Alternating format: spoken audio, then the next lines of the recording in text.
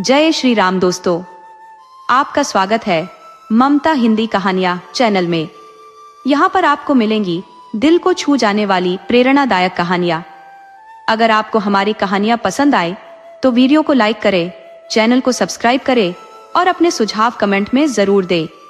आपके सहयोग से आपका अपना चैनल ज्यादा से ज्यादा लोगों तक पहुंच पाए। धन्यवाद।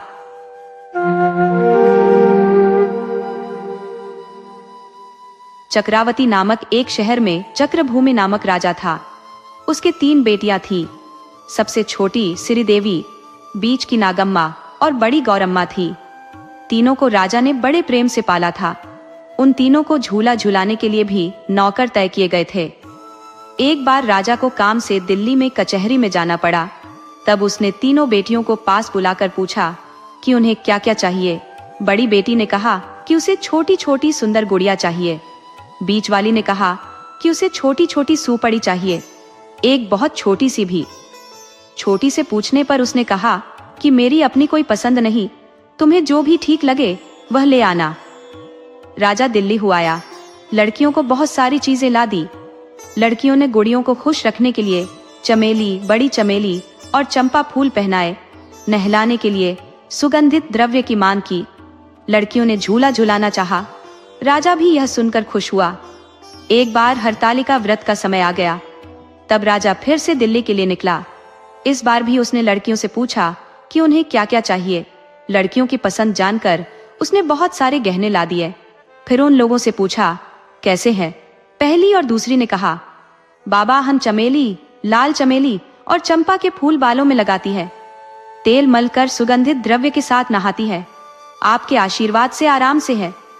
छोटी श्रीदेवी ने कहा, भगवान बहुत बड़ा है, उसकी दया से हम आनंदित हैं। बेटी की इस तरह की दार्शनिक बातें सुनकर राजा को गुस्सा आया। उसने कहा, दोनों बड़ी बेटियों ने कितना अच्छा कहा, आपके आशीर्वाद से हम आनंदित हैं। इस छोटी को कितना घमंड है। वह भगवान को दयालु मानती है, कहती है कि उसी की दया से आनंदित है।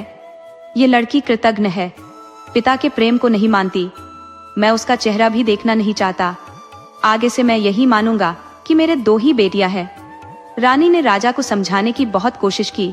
कहा, इस बेटी पर आप इतना गुस्सा क्यों उतारते हैं? भगवान की कृपा से ही तो आपके पास धन संपदा है। अब आप गुस्सा उतार लीजिए। राजा का गुस्सा वैसा ही बना रहा। तुम कुछ भी कहो, मगर मैं उसका चेहरा भी देखना पसंद नहीं करता। मैं किसी अंधे गूंगे या किसी लाश के साथ उसकी शादी रचा दूंगा। उसकी आंखों पर पट्टी बांधकर उसे जंगल में छोड़ आने का आदेश दे दूंगा। रानी ने राजा को समझाने की बहुत कोशिश की, मगर राजा गुस्से में अंधा बहरा हो गया था। रानी ने कहा, श्रीदेवी के घर से निकल जाने से वह बर्बाद हो जाएगा। राजा का पारा चढ़ता ही गया। रानी ने मंत्री से सहायता मांगी। मंत्री ने भी राजा को समझाने की कोशिश की, मगर कुछ फायदा न हुआ। राजा ने कहा, मेरा मन टूट गया, मैं उसे अब अपनी बेटी नहीं मानता। तुम मेरे मंत्री हो, तुम्हें मेरे आदेश का पालन करना चाहिए। 4 सेवकों को लेकर निकलो। पास पड़ोस के किसी गांव में मौत का दरवाजा खटखटाता एक बीमार तुम्हें मिले, या कोई अंधा, बहरा, लूला लंगड़ा इंसान मिले तो उसे पकड़ कर ले आओ। मंत्री ने 4 नौकरों को लेकर पास पड़ोस के गांवों में घूमकर लौटकर राजा से कहा कि ऐसा कोई इंसान नहीं मिला। तब राजा ने कहा, जंगल में जाकर किसी जंगली या शिकारी इंसान को पकड़ कर ले आओ। आदेश सुनकर मंत्री विवश होकर जंगल गया। रास्ते में उसे एक जलकुंड दिखाई दिया। उस बड़े कुएं में बाघ, सियार क्या क्या थे। भयंकर जंगल था। उसे प्यास लगी थी। वहीं पानी पीकर लेट गया। फिर बैठकर सुस्ताने लगा। तभी पेड़ की जड़ की बगल में एक देसी छोटा सा बंदर आकर पानी पी रहा था। मंत्री ने धीरे से उसके पास जाकर एक रस्सी से उसे बांध दिया। उसे राजा के पास ले आया। श्रीदेवी के गहने कपड़े सब छीनकर पांव भर चावल उसके आंचल में डाल कहा, यही तुम्हारा दूल्हा है, इसके साथ जाओ। उसके हाथ एक छोटी सी कटोरी देकर, तुम्हें प्यास लगे तो पानी पी लेना, कहकर भेज दिया। माँ और बहनों के आंसुओं का कोई मोल न रहा। वह कटोरी लेकर श्रीदेवी निकल पड़ी। मंत्री ने उस देसी बंदर को जहां देखा था वहां ले आया। कहा, तुम्हारे भाग्य में जो भी लिखा है बेटी, मैं तुम्हें यहाँ छोड़कर जा रहा हूँ। श्रीदेवी बिलखने लगी। दादा, मुझ अकेली को छोड़कर चले जाओगे? उसने पूछा। राजा का आदेश, मैं क्या कर सकता हूँ, उसने कहा। उसकी हालत कैसी? बंदर की रस्सी खोलते ही वह किसी पेड़ पर जाकर छिप गया। वह अकेली, जोर की बारिश, कहीं भी छाया नहीं। बेचारी बहुत मुसीबत में फंस गई। तभी कृष्ण भगवान एक बूढ़े ग्वाले का भेष धरकर 2 लड़कों को साथ लेकर 3 गांवों को चराने वाले की तरह वहां पर आए। उन्होंने कृत्रिम रूप से एक पुराना मंडप बनाया। उसे देखकर श्रीदेवी ने आसरा लेने का मन बनाया, उठकर चली आई। बहुत ठंड लग रही थी। उसने अपनी साड़ी का आंचल फाड़ा, पत्थर कूटकर आग निकाली, चूल्हा बनाया, कांटे सूखे पत्ते आदि उसमें डाले। उस गोपालक ने लड़कों को आग से आने को भेजा। वे बच्चे जब आए और बहुत पुकारते रहे, मगर अपने घास फूस का दरवाजा इस लड़की ने नहीं खोला। फिर बूढ़े ने उसे आश्वासन दिया, घबराओ मत, डरना नहीं, मैं खुद तुम्हारी देख रेख करूंगा, दरवाजा खोलो। लड़की ने कहा, तुम मुझे वचन दो, मैं तुम्हारा बाप और तुम मेरी बेटी कहाँ? बूढ़े ने। तब जाकर श्रीदेवी ने दरवाजा खोला। वृद्ध ने थोड़ा सा चावल दिया, दाल भी दी। श्रीदेवी ने खाना बनाया। सबने एक साथ बैठकर खाना खाया। वृद्ध ने धीरे से उसकी पूरी कहानी सुनी। उसने रोकर अपने बारे में बताया कि किस तरह उसकी शादी एक बंदर के साथ रचा दी गई है। बूढ़े ने उसे हिम्मत देकर कहा, रोना नहीं बिटिया, तुम्हारे भी भगवान है, उसके भी है। वह तुम्हारा पति कहाँ है, बता, उसने पूछा। सिरी ने कहा, वह उस पेड़ के कोठरे के पास गया था, उसके बाद क्या हुआ ये मैं नहीं जानती। बूढ़े ने कहा, डरो मत, आज घर में झाड़ पोंछा कर दो, फिर कुल देवता की पूजा करो, घर में जो कुछ है उससे खाने की चीजें बनाओ। उसने वैसा ही किया। अपने कुल देवता का नाम लेकर अपने पति को परोसो, उसने कहा। 3 बर्तनों में खाद्यान्न भरकर वह कुएं के पास आई। स्वयं पाक को जमीन पर रखकर उसे पेड़ की आड़ में खड़े होकर देखने के लिए वृद्ध ने कहा। उसने वही किया। वह बंदर आया, स्वयं उसने पाक को उठाकर खाया, फिर कुएं के अंदर जाकर पानी पीने की उसने कोशिश की। तब वृद्ध और उसके लड़कों ने मिलकर एक सांकल से उसे बांध लिया।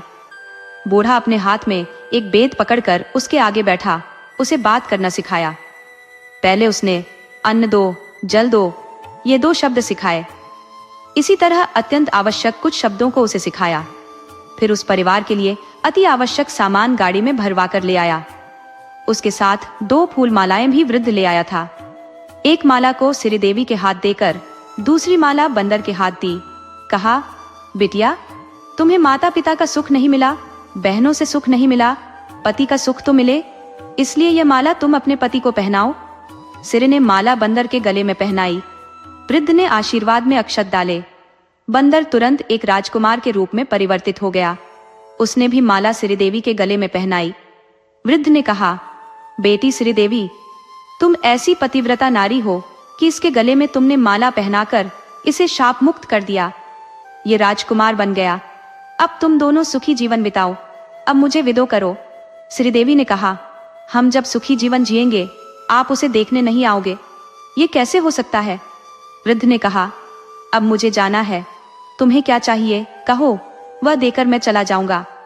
श्रीदेवी ने कहा, मेरे पिता के राजमहल के सामने खूब खाली जगह है, पिता से वह जगह दान में मांगकर हमारे लिए एक 3 मंजिला मकान 3 महीने में बनवा कर दे दो। वृद्ध को उसकी मांग ठीक सी लगी। वादा कर वह निकल गया।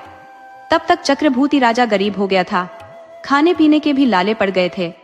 वृद्ध ने उसके पास जाकर कहा, सुना है आप लोगों ने अच्छे दिन देखे हैं, अब ऐसी स्थिति क्यों आ गई?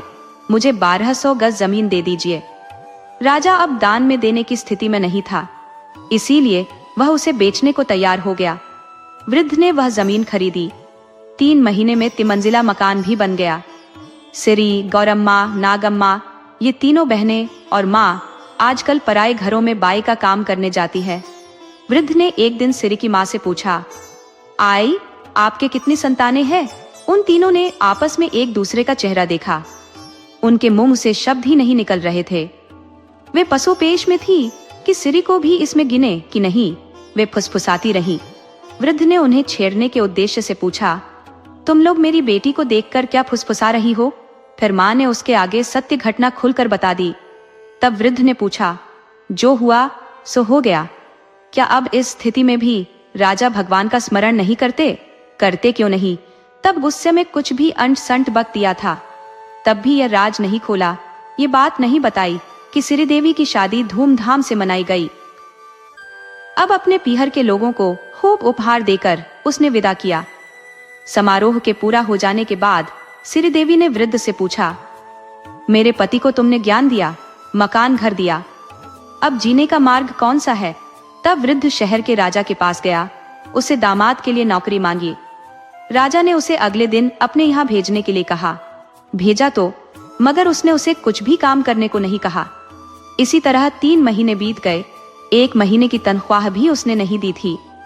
तब श्रीदेवी ने पति से तनख्वाह मानने को कहा। राजा टालता गया। इसी तरह और 2 महीने बीत गए। अंत में उसने कहा, मेरा बाकी चुकता कीजिए, मैं घर चला जाऊंगा। तब राजा इसे मुफ्त में तनख्वाह देना भी नहीं चाहता था। फिर उसने कहा, यहाँ से 1200 मील आगे एक ब्रह्मदेव का मंदिर है, मैंने उन्हें 10,000 रुपए दिए हैं, तुम वहां जाकर मूलधन के साथ ब्याज भी वसूल करके आना, मैं उन पैसों से तुम्हारा बाकी चुकता करूंगा। उसने घर आकर पत्नी से सब कुछ कहा। उसने कहा, बस इतना ही करना है, कोई चिंता की बात नहीं। इतना कहकर उसने रास्ते के लिए पाठे बांध कर दिया। कहा, भगवान के आगे धूप जलाकर निकलो, ब्रह्मदेव जब तक नहीं मिले इस पाठे को खोलना मत, धूप जलाते ही तुम्हें ब्रह्मदेव मिलेंगे। वह निकला। वहां एक धनवान इंसान था, एक बड़ा ताल खुदवा रहा था। उसके लिए वहां हजारों लोग काम कर रहे थे। वह ताल तैयार करते और अगले दिन ही वह फूट जाता था। ये लड़का उसी मार्ग से आ रहा था। उस धनी इंसान ने उससे पूछा कि कहाँ जा रहे हो? लड़के ने जवाब में कहा कि वह ब्रह्मदेव से मिलने जा रहा है। धनवान ने उससे पूछा, क्या मेरा एक काम कर दोगे? लड़के ने काम की जानकारी लेनी चाहिए। धनी इंसान ने कहा, मैं एक ताल खुदवा रहा हूँ, उसके पूरा होते ही अगले दिन तक वह टूट जाता है, इसका उपाय क्या है? यह ब्रह्मदेव से पूछ कर आना। लड़का हामी भरकर वहां से निकला। वह इसी तरह आगे सड़क नाप रहा था। वहां रास्ते में एक गूलर का पेड़ था, उसमें खूब फल निकलते थे। गूलर के पेड़ ने लड़के से कहा, बेटा, पता नहीं कि मेरा दोष क्या है, मेरे पेड़ पर फल निकलते हैं मगर गिर जाते हैं, पक्षी या कोई जीव इसे नहीं खाता, ब्रह्मदेव से पूछकर आना कि ऐसा क्यों हो रहा है। उसने कहा, ठीक है, पूछ लूंगा। वह आगे बढ़ा। मार्ग में उसे एक तालाब दिख गया। उस तालाब के पीछे की तरफ 2 भैंस चर रही थी। उनकी आंखों के आगे चारा था, मगर वे उसे नहीं चर पा रही थी। तालाब में पानी था, फिर भी नहीं पी पा रही थी। भैंसों ने कहा, बाबा देखिए, हमारा यह हाल है, ब्रह्मदेव से इस बारे में निवेदन कराएंगे तो कृपा होगी। उसने जवाब में हामी भरी। इसी तरह और थोड़ी दूर गया। मां पर ब्रह्मदेव एक बहुत पके बूढ़े इंसान सा इसे दिख गया। उसने लड़के से कहा, तू भी पूरा पागल है, तुझे कहीं ब्रह्मदेव मिलेगा। तभी लड़के के हाथ की धूप बत्ती भी खत्म हो गई। लड़के को तुरंत पता चल गया कि वही ब्रह्मदेव है। लड़के ने उनके चरण पकड़ लिए। वृद्ध ने मार्गान्न को खाने के लिए कहा। लड़के ने खा लिया। फिर ब्रह्मदेव ने उससे पूछा कि लड़के, तू यहाँ किस लिए आया है? लड़के ने जवाब में कहा, हमारे राजा से आपने 10,000 रुपए लेने हैं, मैं वे रुपए और उस पर ब्याज वसूल करने आया हूँ। उस पर ब्रह्मदेव ने कहा, यह सच है कि मैंने तुम्हारे राजा से पैसे लिए थे। जैसे ही वह याद करेगा कि मैंने उससे 10,000 रुपए कर्ज में लिए थे, उसका सिर 10,000 टुकड़े होकर फूट जाएगा। लड़के ने कहा, तब मेरी तनख्वाह कैसे मिल पाएगी? जवाब में ब्रह्मदेव ने उसके हाथ एक गुड़िया दी और कहा, अपने राजा के पास जाकर इसे दिखाकर कहना कि ब्रह्मदेव ने यह गुड़िया दी है। लड़के ने तालाब के बारे में पूछा। ब्रह्मदेव ने यह कहकर कि वे दोनों भाई बहन हैं और भाई की शादी हो चुकी है, मगर बहन की अभी तक शादी नहीं हुई है। वह अपना आंचल फैलाकर रोती है। उसकी सांस तालाब के ऊपरी भाग से जाकर टकराती है, इससे वह ऊपरी आंचल फूट जाता है। इसलिए उस लड़की की तुरंत शादी हो जानी चाहिए। उसे कहो कि कल ही यह काम कर दे। लड़के ने अब ब्रह्मदेव से गूलर के पेड़ के बारे में पूछा। ब्रह्मदेव ने जवाब में कहा, वे 2 लड़कियां हैं। माता पिता की बात टालकर दोनों खेली। तालाब बनवा रहे धनवान को ब्रह्मदेव की बात पहुंचाने पर उसने इस लड़के से ही अपनी बहन की शादी रचाई, खूब धन भी दिया। उसके बाद लड़का अपने साथ पत्नी को भी लेकर आगे बढ़ा। मार्ग में एक कुआं दिखा। वहां सुस्ताकर आगे बढ़ने का मन बनकर दोनों बैठ गए। गुड़िया ने खाना बनाकर परोसा। वहां पर एक शिकारी था। उसने गुड़िया को खाना बनाते परोसते देख लिया। तुरंत उसने इन पति पत्नी से कहा, तुम मुझे यह गुड़िया दे दो तो मैं तुम्हें यह अपना डंडा दे दूंगा। उसने पूछा, डंडे की करामात क्या है? शिकारी ने कहा, यह 3000 लोगों को मार गिराता है। लड़की ने गुड़िया दी। शिकारी ने डंडा दिया। लड़का डंडा लेकर आगे बढ़ा। आगे बढ़ते उसे एक कुआं दिख गया। वहां पर उसे फिर भूख लगी। उसने सोचा, वह गुड़िया अब मेरे पास होती तो तीनों लोगों को खाना बनाकर परोस देती। उसके इतना कहते ही डंडे ने कहा, जी मालिक, ऐसा है कि मैं जब तक उसके साथ था वह मेरा मालिक था। अब मैं तुम्हारे साथ हूं, इसलिए तुम मेरे मालिक हो। कहो तो मैं उसके पास जाकर गुड़िया को लेकर लौटता हूं। लड़के ने कहा, ऐसा ही हो। डंडा गया, शिकारी को पकड़ा और गुड़िया को बूसल करके लौटा। लड़का गुड़िया और डंडा दोनों को साथ लेकर लौटा। पत्नी ने पूछा कि क्या ब्रह्मदेव से भेंट हो पाई थी? जवाब में उसने कहा, हाँ, मुझे ब्रह्मदेव ने यह गुड़िया दी। यह इस तरह मेरी दूसरी पत्नी है। यह डंडा है, इसे मुझे शिकारी ने दिया। इसके बाद उसने राजा को ब्रह्मदेव का दिया पत्र दिया। राजा ने उसे पढ़ा और डर गया। आपस में सलाह मशविरा किया। शहर के मकान को ही जला देने का निर्णय लिया। इन्हें भी वह बात मालूम हो गई। तब डंडे को दरवाजे पर टिकाकर कहा कि तुम उन लोगों की मरम्मत कर देना। डंडे को यह जिम्मेदारी सौंपकर वह निश्चिंत होकर सो गया। आधी रात को वे लोग आए। डंडे ने उन लोगों की खूब पिटाई की। सब बेबस होकर गिर पड़े, मारे गए। सुबह हुई। श्रीदेवी ने उठकर देखा, अपने पीहर के गांव का कोई भी नहीं बचा था। उसने अपने पिता के घर की इस हालत को देखा, दुख हुआ, दया भी आई। फिर माता ने जो कटोरी दी थी उसमें पानी लेकर उसने प्रोक्षण किया। सभी फिर से जिंदा हो गए। वह लड़का ही राजा बन गया। माता पिता, दीदी लोग सब फिर से उठ गए। गुड़िया से कहकर पसंद की सारी चीजें बनवा ली। ताउम्र सुखी जीवन जीते रहे। दोस्तों, आपको कहानी कैसी लगी? अपने सुझाव कमेंट करना न भूले। तो चलिए आज की अगली कहानी शुरू करते हैं।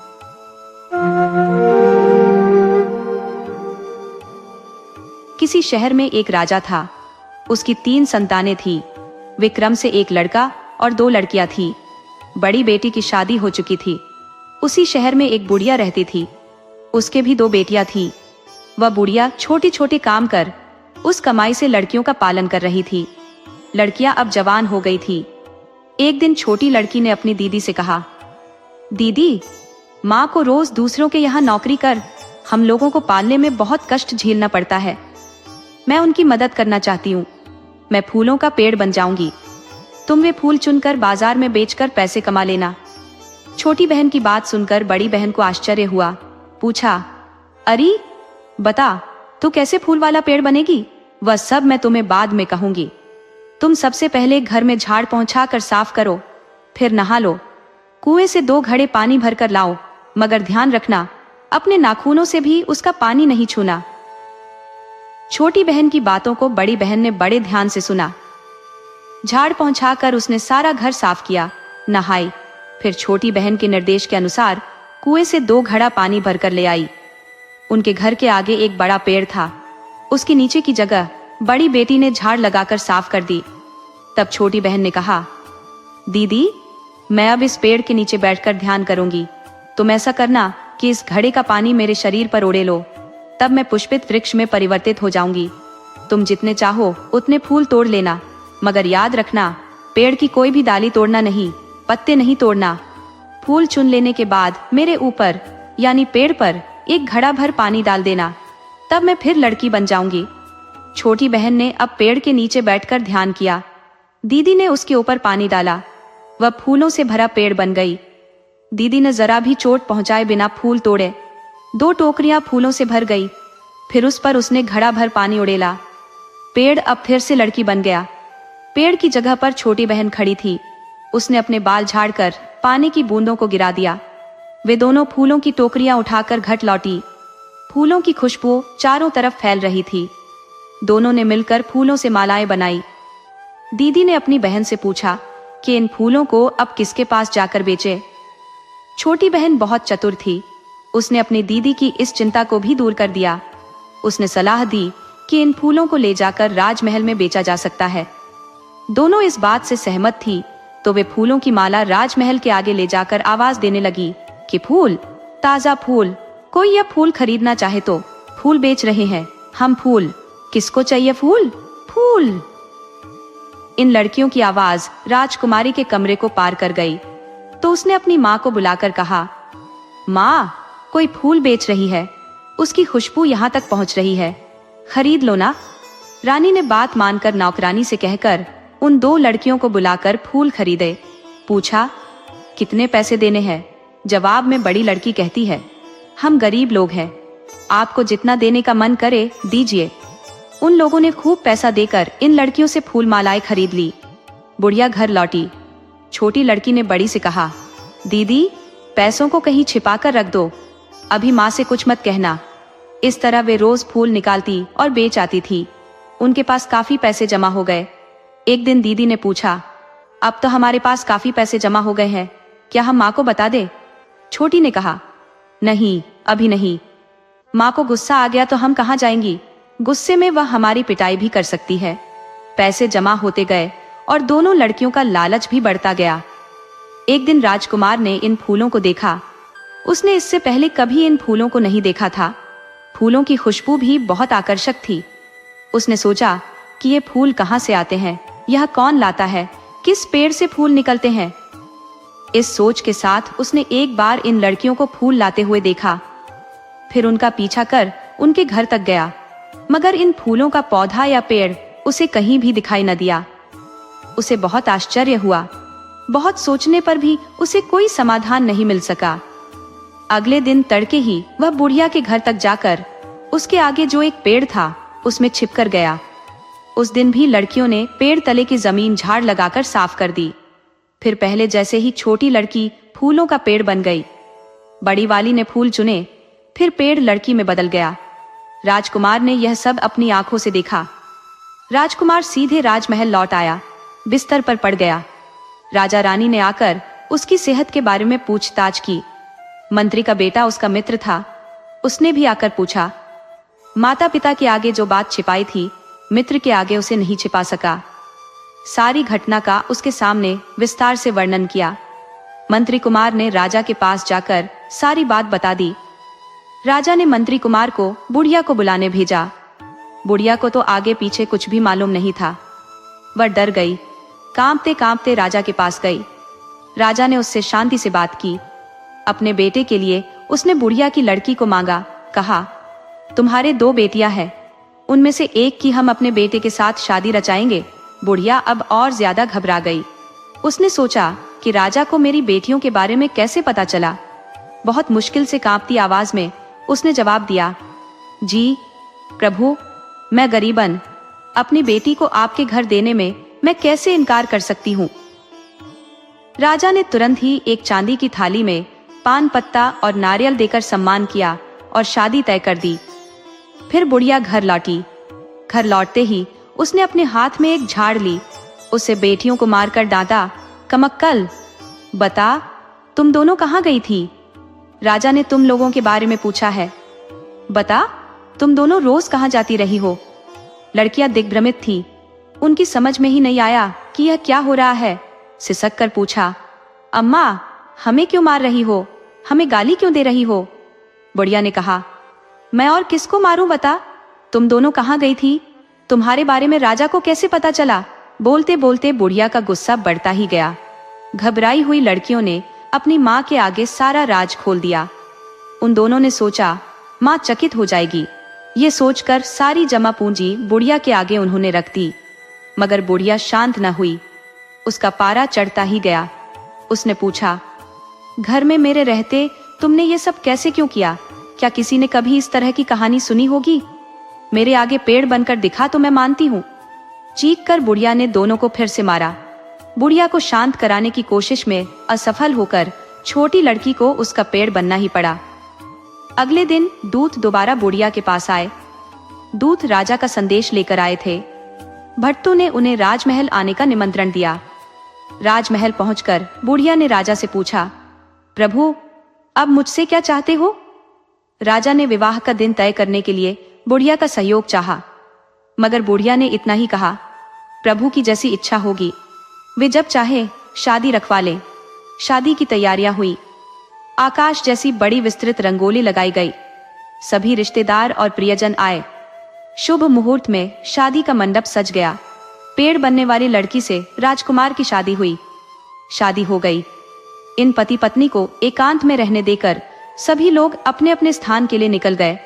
मगर राजकुमार 2 दिनों तक अपनी पत्नी से नहीं बोला। अकेला बैठा रहा।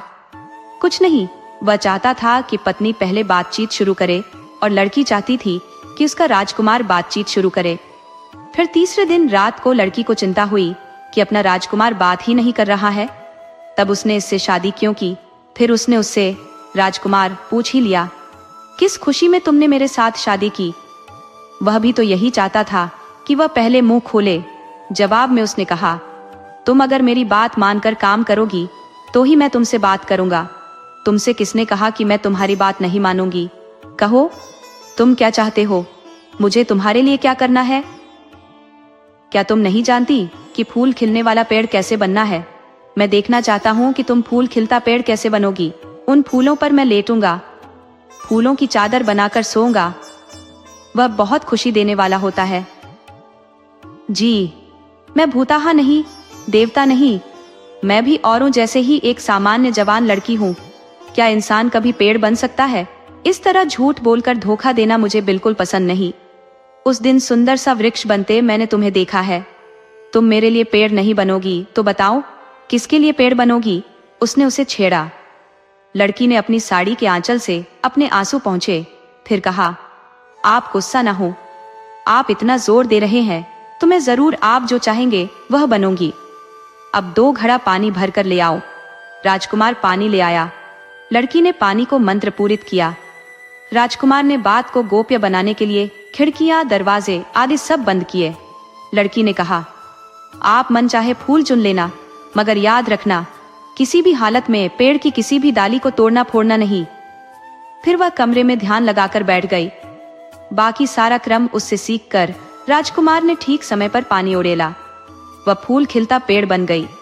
कमरे में फूलों की खुशबू फैल गई। उसने खूब फूल चुन लिए। फिर पेड़ के ऊपर घड़े से पानी उड़ेला। तब फिर से लड़की बाल झाड़कर उठ बैठी। वह फूल फैलाकर उनका गद्दा बनाकर लेट गया। कुछ दिनों तक उन दोनों के बीच यही चलता रहा। रोज सुबह वह मुरझाए फूलों को खिड़की के बाहर फेंकता रहा। अब सूखे फूलों का इतना बड़ा ढेर बन गया कि वह एक पहाड़ सा दिखने लगा। एक दिन राजकुमार की छोटी बहन ने यह ढेर देखा और अपनी माँ से जाकर कहा, माँ देखो, भैया भाभी बहुत सारे फूल लगाकर सुबह होते ही खिड़की से बाहर फेंक देते हैं, मगर देखो मुझे आज तक एक फूल भी नहीं दिया। सुनकर रानी माँ ने कहा, चिंता मत कर बेटी, मैं उससे कहकर तुम्हें भी फूल दिला दूंगी। एक दिन की बात है। राजकुमार किसी काम से बाहर गया हुआ था। राजकुमारी ने किसी तरह रात जान लिया। अपनी सहेलियों से उसने कहा, हम सब पारिजात वृक्ष के पास जाकर खेलेंगा। अपनी भाभी को भी साथ लेकर चलेंगी। वह फूलों वाला पेड़ बनती है। तुम सब मेरे साथ चलोगी तो तुम सबको खुशबूदार फूल दूंगी। फिर उसने भाभी को अपने साथ ले जाने के लिए माँ की अनुमति मांगी। रानी ने बेटी को तो स्वीकृति दे दी। कहा, कौन मना करता है, जाओ। बहू को साथ भेजना को लेकर उसने कहा, अपने भैया से स्वीकृति लेकर जाओ। तब तक राजकुमार भी वहां आ गया। उसने अपने भैया से कहा, भैया हम सब सहेलियां पारिजात पेड़ के नीचे खेलने जा रही हैं। मैं भाभी को भी साथ ले जाना चाहती हूँ, भेज दो ना। राजकुमार ने कहा, मेरी बात मानकर ले जाना कोई बड़ी बात नहीं, तुम्हें माँ की स्वीकृति लेनी होगी। फिर राजकुमारी रानी के पास गई। ये क्या बात है माँ, मुझे तुम स्वीकृति नहीं देती, भैया के पास भेज देती हो। उधर भैया तुम्हारे पास भेज देता है। मैं भी तो तुम्हारी बेटी हूँ। गेंद तो नहीं, तुम्हें बेटी से ज्यादा बहू प्यारी हो गई। तब रानी ने कहा, बेटी इस तरह कठोर बातें नहीं कहते। अपनी भाभी को अपने साथ ले जाओ, उसे बहुत ध्यान से रखना। शाम को उसे सुरक्षित ले आना। रानी ने बेमन से ही उसे स्वीकृति दी। वे सब लड़कियां पारिजात के पेड़ के पास गईं। बड़े बड़े पेड़ों पर रस्सी बांधकर शाम होने तक झूला झूलती रहीं। राजकुमारी ने फिर एकदम खेल बंद कर दिया। अपनी सहेलियों को उसने अंदर बुलाया। अपनी भाभी को बुलाकर उसने कहा, भाभी सुना है कि तुम फूलों वाला पेड़ बनती हो। देखो ना, यहाँ मेरी सहेलियों में से किसी के बालों में फूल नहीं है। भाभी ने भी चिढ़कर जवाब दिया, ऐसा तुमसे किसने कहा? मैं तुम जैसी ही इंसान हूँ कि नहीं? पागल जैसी बात मत करो। राजकुमारी ने उससे कहा, देख रही हो ना, मेरी किसी भी सहेली के बालों में फूल नहीं है। तुम हमारे लिए फूलों वाला पेड़ बनने को तैयार नहीं, सिर्फ अपने प्रिय के लिए ही तुम पेड़ बनोगी ना। छी, तुम भी कैसी लड़की हो? मैंने तुम्हारे साथ आकर गलत किया। इतना कहकर भी राजकुमारी के चुप न होने पर वह पेड़ बनने के लिए तैयार हो गई। 2 घड़ों में पानी मंगवाया, मंत्र जाप किया। लड़कियों को सावधान करते हुए उसने पानी डालने का सारा क्रम बताया। फिर उन्हें नहाने के लिए भी कहा। लड़कियों ने उसके मार्गदर्शन की तरफ ध्यान नहीं दिया। वह जब ध्यान करती बैठ गई तो लड़कियों ने मनचाहे तरीके से उस पर पानी उड़ेला। इसका यह नतीजा निकला कि वह अधूरा पेड़ बन सकी। तब तक शाम हो चुकी थी। बिजली कड़कने के साथ बारिश भी शुरू हो गई। फूल चुनते हुए जल्दी में लड़कियां सावधान नहीं रहीं। पत्ते भी तोड़ दिए। फूल बालों में लगाकर लौटने की उन्हें जल्दी थी तो पेड़ की डालियों को भी तोड़ दिया। घर लौटने की आतुरता में दूसरे घड़े का पानी भी शांति से नहीं डाला। वे अपने अपने घर की तरफ भाग खड़ी हुई। राजकुमार की पत्नी फिर से इंसान बनी, मगर उसके इंसान का वह आकार ही नहीं था। अब उसके हाथ पांव नहीं थे, बदन पर घाव थे। बारिश के बहते पानी में किसी तरह मोरी में उसका शरीर सरक कर गिर पड़ा। पानी बह रहा था, उसके बचने की कोई उम्मीद न बची थी। एक मोड़ पर एक चौड़े पत्थर से टकराकर उसका बहना रुक गया। वह बच गई। घर तो दूर ही रह गया। अगले दिन सुबह उधर से कपास की 7-8 गाड़ियां गुजर रही थी। गाड़ी वालों को मोरी में गिरे आधे से मनुष्य की आकृति से कराह सुनाई पड़ी। पहली गाड़ी वाले ने दूसरी गाड़ी वाले से कहा कि देखो, पता लगाओ ये कैसी आवाज है। दूसरे गाड़ी वाले ने जवाब में कहा, नहीं नहीं भैया, वह तो हवा की आवाज होगी या कौन जाने कोई वेताल होगा। इतना बताकर वह ध्यानस्थ होकर बैठी। एक घड़े का पानी उस पर डालने से वह पेड़ बन गई, पर पेड़ की शाखाएं टूट चुकी थी, पत्ते फटे थे। उसने बड़ी सावधानी से उन्हें संजोया। फिर उसने धीरे से दूसरे घड़े का पानी उस पर उड़ेला। तब वह फिर से पहले जैसी ही युवती बन गई। वह उठ खड़ी हुई और अपने बालों पर गिरे पानी को झाड़ा, पति के चरण स्पर्श किए। उसके बाद वह महल के अंदर गई। रानी भाभी को जगाकर उन्हें प्रणाम किया। रानी दिग्भ्रमित हुई, मगर उसने अपनी आपबीती कही। रानी खुश हो गई। आनंदाश्रुओं के साथ उसको गले लगाया। पति पत्नी दोनों का राजोपचार कर स्वागत किया। वहां पर वे दोनों कुछ सप्ताहों तक सुख से रहे। फिर रानी ने खूब सारे उपहार देकर उन्हें वापस घर भेजा। बहुत दिनों से राजा अपने बहू बेटे को तलाश रहे थे। अब इनके लौटने से बहुत खुश हो गए। राजमहल के फाटक पर इनका धूमधाम से स्वागत किया गया। इन दोनों के साथ घटी घटना से कुपित होकर राजा ने अपनी छोटी बेटी को जलते चूने के गड्ढे में डालकर दंडित किया। जिसने भी इसे देखा यही कहा, अपराध का सही दंड यही है। दोस्तों, आपको कहानी कैसी लगी अपने सुझाव कमेंट करना न भूले। तो चलिए आज की अगली कहानी शुरू करते हैं।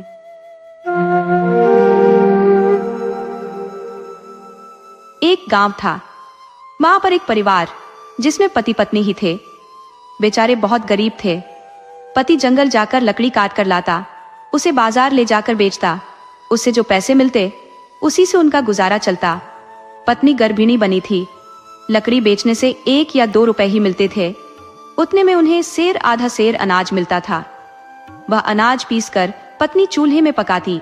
पकाकर उसमें से 3 विष्ट पिंड बनाती। खुद 2 विष्ट खा लेती, 1 विष्ट पति को देती थी। एक दिन की बात है, मियाँ ने बीवी से प्रश्न किया कि क्या बात है, जंगल जाकर लकड़ी काटने का काम मैं करता हूँ, उसे बाजार ले जाकर मैं बेचता हूँ, और तुम हो कि विष्ट के 2 गोले खुद खा लेती हो और मुझे 1 की गोला देती हो। ये क्यों? इस बात पर उसकी बीवी जवाब देती है कि 1 गोला मैं अपने लिए रखती हूँ, दूसरा गोला जो है वह मेरे पेट के अंदर जो बच्चा है उसे खिलाती हूँ। मियाँ चुप रह गया, मगर बात मन में रखी। वह दिन बीता। अगली सुबह बीवी ने ही खाना पकाया। आज दोनों जंगल साथ मिलकर जाने वाले थे। जंगल जाकर मियाँ ने और दिनों की तरह आज भी लकड़ी काटी। सिर्फ यह था कि आज लकड़ी का गट्ठा बीवी बांध रही थी। जब सब लकड़ी बंध गई तो मियाँ ने और लकड़ी काटी। तभी मियाँ को बहुत भूख लगी। उसने कहा, पहले हम खाना खा लेते हैं। बीवी ने खाना परोसा। उसने अपने लिए 2 गोले रखे, मियाँ को 1 गोला परोसा। अब मियाँ की बारी थी। कटी लकड़ी का उसने तीसरा एक गट्ठा बनाया। बीवी ने पूछा, 2 गट्ठे काफी हैं, तीसरा गट्ठा किस लिए? मियाँ ने जवाब दिया, 1 गट्ठा मेरे लिए और 2 गट्ठे तुम्हारे लिए। एक तुम ढोगी, दूसरा तुम्हारे गर्भ में जो बच्चा है वह उसे ढोएगा। इस तरह दोनों लकड़ी के गट्टे उठाकर निकलते हैं। उतने में बीवी के पेट में दर्द शुरू होता है। बीवी कहती है, शायद बच्चा अभी बाहर निकलने वाला है, क्या करे? मियाँ कहता है कि ठीक है, तुम वहां उस पेड़ के नीचे चली जाना। बच्चा हुआ तो ठीक है, उसे लेकर घर आ जाना। अगर बच्ची हुई तो उसे यहीं छोड़कर आ जाना। इस तरह कहकर वह गांव लौट आया। बीवी पेड़ के नीचे बैठी। उसके बच्चा नहीं, बच्ची ही पैदा हुई। उसने अपनी साड़ी फाड़कर उस पेड़ की डाली से बांधा। उसका झूला बनाकर बच्ची को उसमें सुलाया। वह पेड़ बरगद का था। पेड़ से उसने कहा, वृक्ष माँ, मैं अपने पति के घर जा रही हूँ। मेरे पति ने इसे यहीं पर छोड़ आने को कहा है। बच्ची रोई तो दया कर उसे दूध पिलाकर पालना। घर लौटने पर मियाँ पूछता है, क्या संतान हुई बच्चा की बच्ची? जवाब में बीवी कहती है, बच्ची। सुनकर मियाँ कहता है, ठीक है। उसी जंगल में राजन्ना लच्छन्ना दोनों ने भी अपना मकान बना लिया था। वे दोनों बातचीत करते इसी रास्ते आए। बच्ची ने रोना शुरू किया। बरगद के पेड़ से बूंद बूंद दूध बच्ची के मुंह में गिरा। ये दोनों मित्र शिकार के लिए इधर जा रहे थे तो उनके कानों में बच्ची के रोने की आवाज सुनाई पड़ी। दोनों भाई बरगद के पेड़ के पास आए। बच्ची को देखा। सूर्य और चंद्रमा की तरह बच्ची चमक रही थी। दोनों ने आपस में बातचीत कर इस बच्ची को अपनी बहन की तरह पालने का निर्णय लिया और उसे अपने घर ले गए। बच्ची को उन दोनों ने बड़े प्रेम से पाला। उनका घर गांव से थोड़ी दूर पर था। उन्हें कभी कभी वहां पर आते जाते रहना पड़ता था। उन दोनों ने अपने घर एक बिल्ली और एक कुत्ते को पाल रखा था। एक दिन जब उन्हें बाहर गांव जाना पड़ता है तो बहन से कहते हैं, देखो, ये दोनों जानवर तुम्हारे साथ रहते हैं। इन्हें इस तरह का खाना खिलाना कि कुत्ते को विष्ट ठंडा करके खिलाना, बिल्ली को दूध ठंडा करके पिलाना। ये बच्ची उनकी अनुपस्थिति में उनके आदेश का पालन करती है। एक दिन की बात है कि वह भूलकर कुत्ते को गरम विष्ट खिला देती है, बिल्ली को गरम दूध पिला देती है। इससे कुत्ता और बिल्ली दोनों रुष्ट होकर आपस में बात करते हैं। कुत्ते ने कहा, पता नहीं आज दीदी को क्या हो गया, मुझे गरम विष्ट पिला दिया, इसका बदला लेना चाहिए। बिल्ली ने कहा, मेरी इस सौत को क्या हो गया, पता नहीं, इसने मुझे गरम दूध पिला दिया, इसको अब मैं अच्छी सीख दूंगी। शाम को दोनों भैया आएंगे, तब तक उनके लिए खाना तैयार रहना चाहिए। मैं ऐसा करूंगी कि चूल्हे में पेशाब कर उसे गंदा कर दूंगी। ये कैसे खाना बनाएगी, मैं देख लूंगी। ये कहकर बिल्ली ने चूल्हे को खराब कर दिया। शाम हुई। दोनों भाइयों के आने से पहले खाना तैयार करने के मन से लड़की रसोई में गई। जाकर देखती क्या है कि आग बुझ गई है। बिल्ली से पूछा तो उसने जवाब दिया कि उसे कुछ भी मालूम नहीं है। अब लड़की को चिंता गई कि भाइयों के लौटने से पहले अगर खाना तैयार नहीं हुआ तो फिर मार खानी पड़ेगी। आग के अभाव में वह कुछ नहीं कर पाएगी। वह आग की तलाश में निकली। पास ही एक टेकरी थी। टेकरी के ऊपर से धुआं निकलता नजर आया तो वह उस तरफ आगे बढ़ी। टेकरी पर चढ़ गई। वहां पर एक गुफा थी। गुफा से ही धुआं निकल रहा था। वह गुफा एक राक्षसी की थी। उस राक्षसी की एक बेटी थी। बड़ी राक्षसी खाने के लिए एक लाश की तलाश में निकली थी। छोटी राक्षसी घर पर रहकर खाना बनाने में लगी थी। लड़की ने बाहर से पूछा, घर के अंदर कौन है? छोटी राक्षसी ने आवाज से पता लगाया कि कोई इंसान यहाँ पर आया है। उसने सोचा, इंसान का भेष बनाकर जाऊंगी तो ठीक रहेगा। तो भेष बदलकर वह बाहर आई। दरवाजा खोलकर, मैं अंदर हूँ, आओ, कहकर लड़की को बुलाया। लड़की अंदर गई। लड़की ने उससे आग मांगी। जवाब में छोटी राक्षसी ने कहा, जरूर दूंगी, अभी बैठो, मेरी माँ बाहर गई है, अभी आ जाएगी। मैं भी जच्चा हूँ। अभी 3 दिन पहले मैंने एक बच्चे को जन्म दिया है। मुझे भी भूख लगी है। कोई खाना बनाने वाला भी नहीं है। थोड़ा सा मोराधन कूट कर पकाना है। इस तरह कहकर राक्षसी ने सोचा, मोर धन कूट कर उसका माड़ बनाने तक माँ राक्षसी आ जाएगी, तब इस लड़की को पकाकर खाया जा सकता है। राक्षसी ने लड़की के बारे में सोचा कि यह तो कच्ची पतली ककड़ी जैसी है, खाने में मजा आएगा। उसने इस लड़की को मोरधन कूटने को कहा। बहुत कूटने के बाद भी उसके छिलके नहीं उतरे। तब अब भैया लोगों के आने का वक्त होने को है कहकर उसने उन दोनों को याद किया। उसने कुत्ता मोरधन देकर राक्षस कन्या से कहा, हमें आए बहुत देर हो गई, आग दे दो, हमें जाना है। तब राक्षस कन्या ने लड़की को रोके रखने का एक और उपाय सोचा। उसने कहा, घर में पानी नहीं है, मैं तुम्हें रस्सी दे देती हूँ, तुम कुएं से पानी खींच कर ला दो ना। फिर लड़की कुएं के पास गई। तब भी हाट से बड़ी राक्षसी नहीं लौटी। छोटी राक्षसी ने सोचा, मेरी माँ आ गई होती तो इस लड़की को पकाकर खाया जा सकता था। लड़की जब तक कुएं से पानी लाती, राक्षसी ने टंकी में छेद कर दिया। लड़की कुएं से पानी लाती गई, छेद से सारा पानी रिसता गया। लड़की ने तब अपने भाई लोगों को याद किया। याद करते ही टंकी भर गई। तब उसने राक्षसी के पास जाकर, अब तो काम हो गया, मुझे आग दे दो कहा। उस पर राक्षसी लड़की को रोक कर कहती है, रुक जाओ ना, माँ अभी आ जाएगी, उसके बाद भी जा सकती हो। अभी ऐसा करो कि ये कुछ गंदे कपड़े हैं, इन्हें तब तक धो दो। राक्षसी सोचती है, ये पतली ककड़ी सी लड़की अब हाथ से निकल जाएगी, माँ अभी तक नहीं आई। लड़की ने कपड़े भी धो दिए। राक्षसी ने तब भी आग नहीं दी। तब बिल्ली को इस पर दया आई। उसने फुसफुसाकर लड़की से कहा, दीदी चिंता मत कर, मैं रसोई में जाकर आग उठा लाऊंगी। वही किया। फिर लड़की बिल्ली के साथ घर लौट आई। लड़की के वहां से निकलते ही बड़ी राक्षसी लौटी। आते वक्त वह अपने साथ 2 लाश उठा लाई थी। छोटी राक्षसी ने उसे बताया कि पतली ककड़ी सी लड़की आई थी और वह अब हाथ से निकल गई। तब बड़ी राक्षसी भाग कर आती है, मगर बहुत ढूंढने के बाद लड़की नहीं मिलती। तभी उसे राजन्ना और लच्छन्ना का मकान दिख जाता है। तब यह सोचकर कि यही लड़की का घर होगा, वह दरवाजे पर आकर, जी जरा दरवाजा खोलना कहती है। तब लड़की कानकन से कौवे से कहती है कि देख तो कौन आया है। कौआ दी झांक कर देखती है तो पता चलता है कि यह राक्षसी आई है। वह लड़की को सावधान करती है। दरवाजा नहीं खुलता। बहुत देर खटखटाने पर जब दरवाजा नहीं खुलता, तब राक्षसी को गुस्सा आता है और वह अपने मांस पक्षी दांत बाहर निकालकर दरवाजे की दहली पर टिकाकर यह सोचती है कि जब यह लड़की बाहर निकलेगी है तब इस पर पांव रखेगी, चुभेगा तो मर जाएगी। राक्षसी फिर लौट जाती है। तब राजन्ना लच्छन्ना घर के पास आकर दरवाजा खटखटाते हैं। लड़की बिल्ली को पता लगाने के लिए भेजती है। बिल्ली से पता लगाकर लड़की दरवाजा खोलती है। राजन्ना पांव धोने को पानी मांगता है। लड़की उसे पानी देने आती है। दरवाजे पर लगे राक्षसी के दांत पर पांव रखने से वह मर जाती है। फिर रामन्ना लच्छन्ना एक बक्सा मंगाकर उसमें लाश को रखते हैं। फिर उसे उसी बरगद के पेड़ तले रखते हैं। राजा के एक ही बेटा रहता है। बेटे की वे शादी रचाना चाहते थे। राजकुमार भी लड़की की तलाश में निकलता है। उसी बरगद के पेड़ तले आराम करने लेटता है। उसे वह पेटी दिख जाती है। वह पेटी खोलकर देखता है कि उसमें तो लाश है। देखता है सूर्य चंद्र के से चमकते चेहरे वाली लड़की की लाश है। वह इस लाश से आकर्षित होता है और लड़की की मौत की वजह को तलाशने निकलता है। राजन्ना लच्छन्ना के घर पहुंचकर उस राक्षसी दांत को देखता है। वह शिव शिव कहकर मंत्र जल लाश के ऊपर डालता है। जल छिड़कने से लड़की में प्राण संचार होता है। वह उठकर बैठती है। राजकुमार उस लड़की का अता पता पूछता है।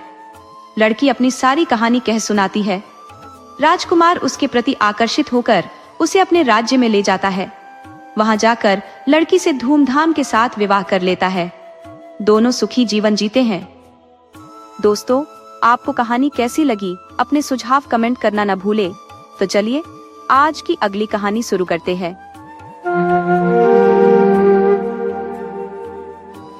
एक बस्ती थी। वहां एक गरीब इंसान रहता था। उसके 2 बेटियां थी। दोनों बहुत सुंदर थी। उस इंसान की पत्नी कभी की मर गई थी तो उसने दूसरी एक औरत से शादी कर ली थी। दूसरी पत्नी के कोई संतान न थी। फिर भी वह इन लड़कियों को पसंद नहीं करती थी। एक दिन की बात है। गांव के मुखिया की बेटी की शादी थी। वह इंसान उस शादी में जाता है। वहां भोज में सज्जप्पा नाम की एक मिठाई बनी थी। उसे वह बहुत अच्छी लगती है। वह घर लौटकर पत्नी से सज्जप्पा बनाने की मांग करता है। पत्नी कहती है कि उसे बनाने में काफी चीजें लगती है, उन्हें दुकान से लाना पड़ता है। लाकर देने पर वह सज्जप्पा बनाकर खिला सकती है। गरीब इंसान, जेब खाली, सज्जप्पा खाने का बहुत मन कर रहा है। अब वह क्या करे? दुकान के पास गया। दुकान के मालिक से मुफ्त में मांगने पर उसने मना कर दिया। फिर क्या करे? दुकान में सामान देने वाले लड़कों से मांगकर उसने चावल और मैदा इकट्ठा किया।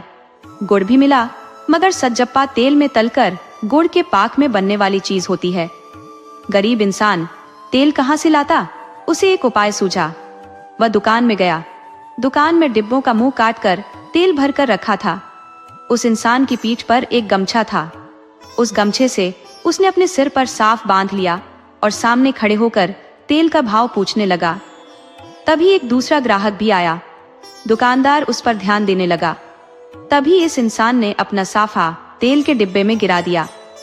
दुकानदार जैसे ही उसकी तरफ मुड़ा, उसने दुकानदार को गाली देना शुरू कर दिया। कहा, तेल का डिब्बा एक तरफ रखा जाता है, सामने थोड़े ही रखते हैं। अब मेरा गमछा खराब हो गया। उसकी गालियां सुनकर दुकानदार वास्तव में डर गया, माफी मांगने लगा। फिर यह इंसान घर लौटकर आया। आकर अपने गमछे को निचोड़ा तो इसमें से करीब 1 सेर किलो भर तेल निकला। उस तेल में तलकर सज्जप्पा को गुड़ के पाक में डाला। सज्जप्पा बन गया। अब सज्जप्पा को खाने की बारी थी। वह दूसरी पत्नी सौतेली माँ थी उन लड़कियों की। उनकी आंख बचाकर उसे उन दोनों को सज्जप्पा खाना था, तो उसने क्या किया? रसोई घर का दरवाजा बंद कर अपने मियाँ को परोसकर खुद भी खाने लगी। लड़कियों को सज्जप्पा की गंध मिली तो वे सौतेली माँ से मांगने लगी। उस सौतेली माँ ने विवश होकर दोनों को एक एक टुकड़ा खिला दिया। अगली सुबह फिर वही हुआ तो सौतेली माँ ने किसी तरह इन लड़कियों से पिंड छुड़ाना चाहा। किसी तरह अपने पति को मनाकर रात को सोते वक्त उन दोनों लड़कियों को उठाकर जंगल छोड़ आई। शाम का वक्त था। वह अपने बाल संवारती छत पर खड़ी भी है। तभी वहां पर मछुआरा अपनी पत्नी पर किसी कारणवश गुस्सा होकर उसकी पिटाई कर घर से बाहर निकाल देता है।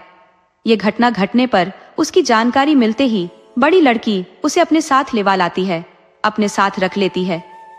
तब तक फिर राजकुमार के बदन से सभी सुइयों को निकालने का काम भी पूरा हो जाता है।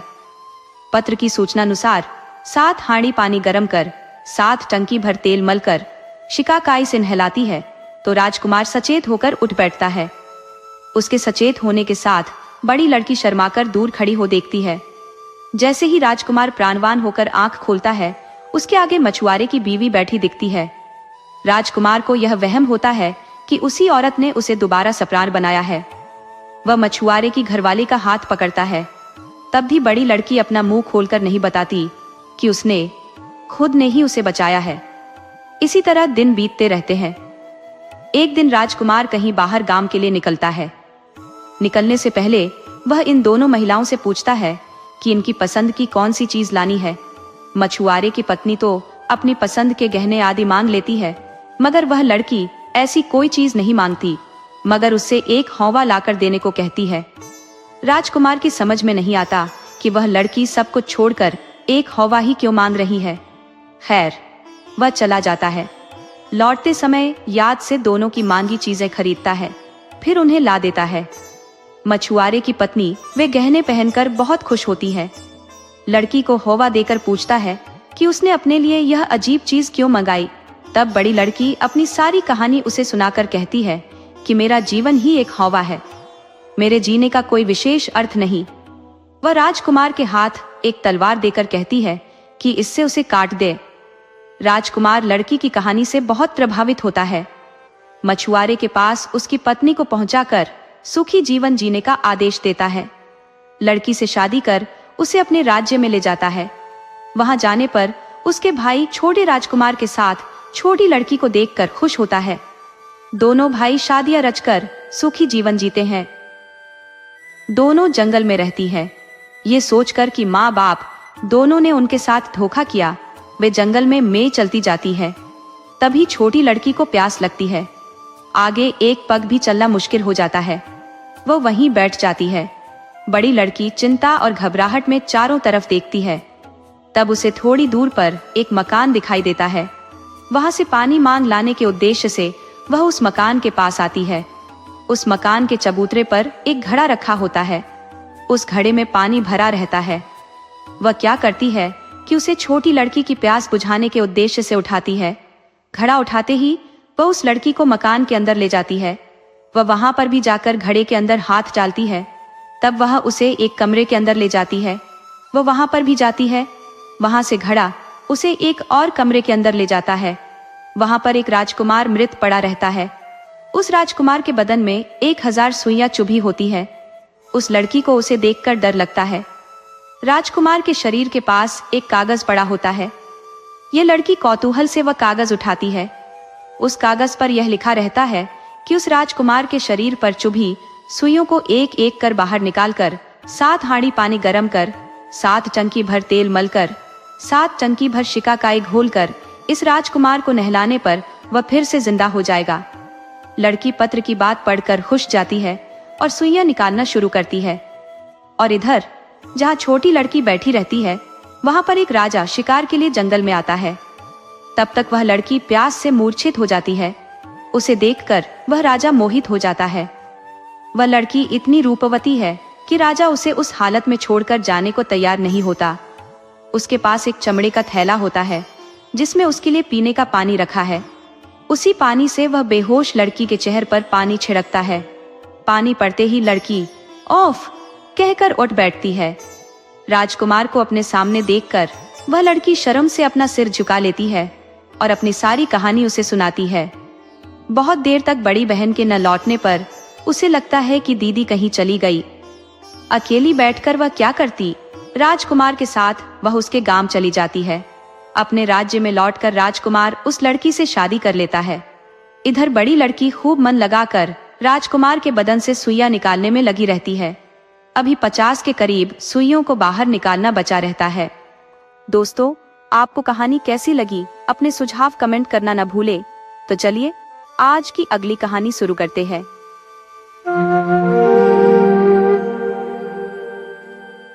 श्रीनिवास नामक एक नन्हा बालक अपनी वृद्ध दादी के साथ एक नए गांव में आ बसा।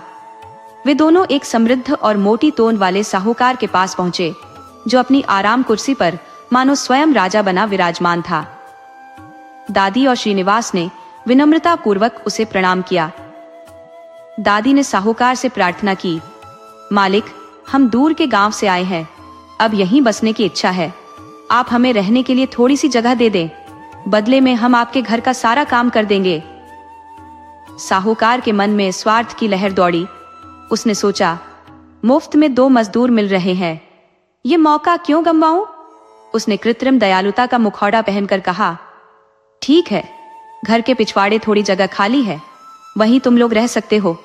दादी ने आदर पूर्वक पूछा, साहूकार जी, इसके बदले हमें क्या करना होगा? किराया क्या होगा? साहूकार ने तुरंत अपने मुनाफे का हिसाब लगाते हुए उत्तर दिया, मेरे पास 4 भैंसें, 3 बैल और 4 गायें हैं। इन्हें रोज चराने ले जाना होगा। उनके गोबर से उपले बनाकर बेचने होंगे और उन पैसों को मुझे देना होगा। यही तुम्हारा किराया होगा। दादी और श्रीनिवास ने साहूकार की कठोर शर्त मान ली। उसी दिन से दादी साहूकार के घर का काम संभालने लगी और श्रीनिवास ने गांव में छोटा मोटा काम ढूंढकर अपने दिन काटने शुरू कर दिए। कुछ समय बाद एक दिन साहूकार के दरवाजे पर एक जर्जर अवस्था में भटकता हुआ भिखारी आ पहुंचा। उसकी दशा देखकर भी साहूकार के हृदय में कोई दया नहीं उपजी। उसने कठोर स्वर में चिल्लाकर कहा, भागो यहाँ से, मेरे पास तुम्हारे लिए कुछ भी नहीं है। इस घटना को देखकर श्रीनिवास का बाल मन बेचैन हो उठा, लेकिन वह चुपचाप खड़ा रहा।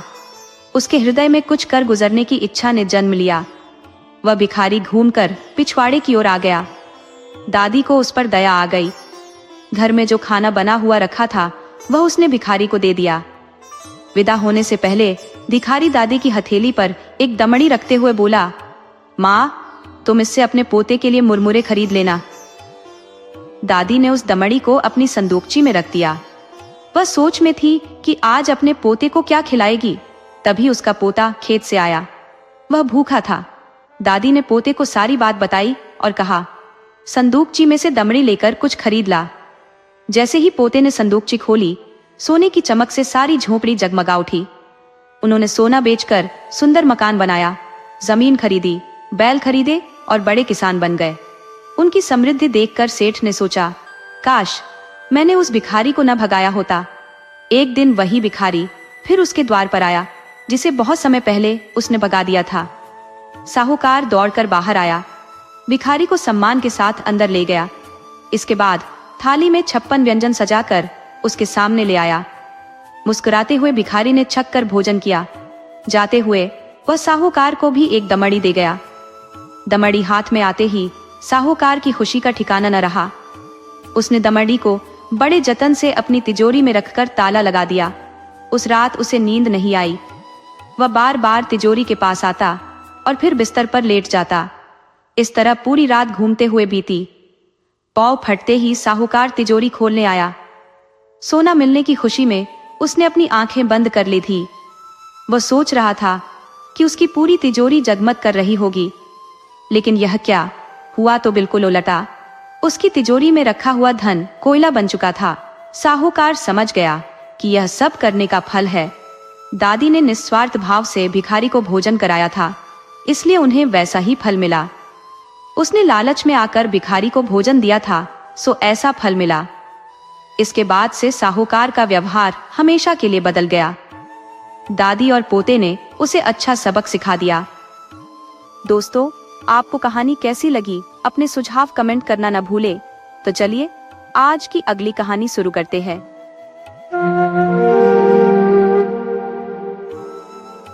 राजा कृष्णदेव राय का भव्य दरबार अपनी पूर्ण गरिमा में सजा हुआ था। हमेशा की तरह तेनालीराम अपने आसन पर शांत मुद्रा में विराजमान थे। महाराज के दरबार में प्रतिभाशाली व्यक्तियों की कोई कमी नहीं थी।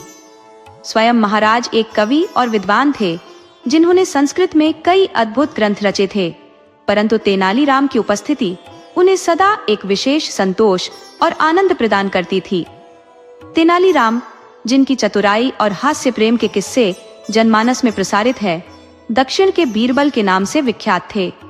एक दिन की बात है, महाराज कृष्णदेव राय गंभीर चिंता में डूबे हुए थे। एक धूर्त साहूकार ने वर्षों पूर्व उनसे एक बड़ी धनराशि उधार ली थी। अब ऋण की अवधि समाप्त हो चुकी थी, किंतु साहूकार उस धन को लौटाने के लिए तैयार नहीं था। जब भी कोई राजकर्मी उससे धन की वसूली के लिए जाता, वह चालाकी से कोई बहाना बनाकर उसे टाल देता। महाराज के मुख पर चिंता की गहरी रेखाएं स्पष्ट देखी जा सकती थी। तभी तेनालीराम ने अपनी विनम्र मुस्कान के साथ कहा, महाराज, कृपया यह कार्य मुझे सौंप दे। मैं उसकी हर कपट नीति को निष्फल कर दूंगा। तेनालीराम के इन शब्दों में न केवल आत्मविश्वास था, बल्कि उनके चिर परिचित चतुराई का आभास भी। महाराज ने सहर्ष उन्हें यह दायित्व सौंप दिया। तेनालीराम ने अपनी योजना आरंभ करते हुए पहले अपने एक नौकर को साहूकार के घर भेजा। नौकर ने लौटकर बताया कि साहूकार ने उसे अपने घर में प्रवेश तक नहीं करने दिया। उसके जैसे कई अन्य लोग भी भीतर खड़े थे, जो शायद साहूकार के छल कपट के शिकार हो चुके थे। अब तेनालीराम के मन में साहूकार की चालबाजियों को मात देने की एक नई युक्ति ने आकार लेना शुरू किया। तेनालीराम मन ही मन मुस्कुरा दिए। अगले दिन वे स्वयं ही जा पहुंचे। सचमुच एक जैसे 20 साहूकार खड़े थे। किसी में भी राय रत्ती का अंतर न था। अब समस्या यह थी कि पैसा मांगा किससे जाए। तेनालीराम ने आवाज में मिठास खोलकर कहा, भाई वाह साहूकार, तुम्हारी हमशक्ल मूर्तियां देखकर मजा आ गया। मान गए तुम्हारी कलाकारी को, परंतु तुम एक गलती कर गए। साहूकार ने अपनी तारीफ सुनी तो मन ही मन फूला न समाया, परंतु तेनालीराम की अधूरी बात ने उसे जिज्ञासा में भर दिया। वह मूर्तियों के बीच से निकलकर बोल पड़ा, कौन सी गलती कर दी मैंने? तेनालीराम जोर से हंस दिए और कहा, बस यही गलती कर दी कि तुम बोल पड़े और पकड़े गए। अब दरबार में चलो और अपना उद्धार चुकाओ। साहूकार ने तेनालीराम के पांव पकड़कर माफी मांगी और चुपचाप उधार लौटाने चल दिया। दरबार में तेनालीराम पहुंचे तो तालियों की गड़गड़ाहट के साथ इनाम भी तैयार था। एक बार फिर सब मान गए कि तेनालीराम का जवाब नहीं। तेनालीराम की कथाएं हमें सिखाती हैं कि व्यक्ति को वातावरण और समय के अनुसार बुद्धिमत्ता का प्रयोग करना चाहिए। ऐसे व्यक्ति जो सही समय पर अपने दिमाग से काम नहीं ले पाते, वे कहलाते हैं बुद्धू राम। अगर आपको हमारी कहानियां पसंद आए तो कृपया चैनल को सब्सक्राइब करें, वीडियो को लाइक करें और अपने विचार नीचे कमेंट में जरूर बताएं। आपके सपोर्ट से हमें और भी बेहतर कहानियां लाने की प्रेरणा मिलती है। धन्यवाद।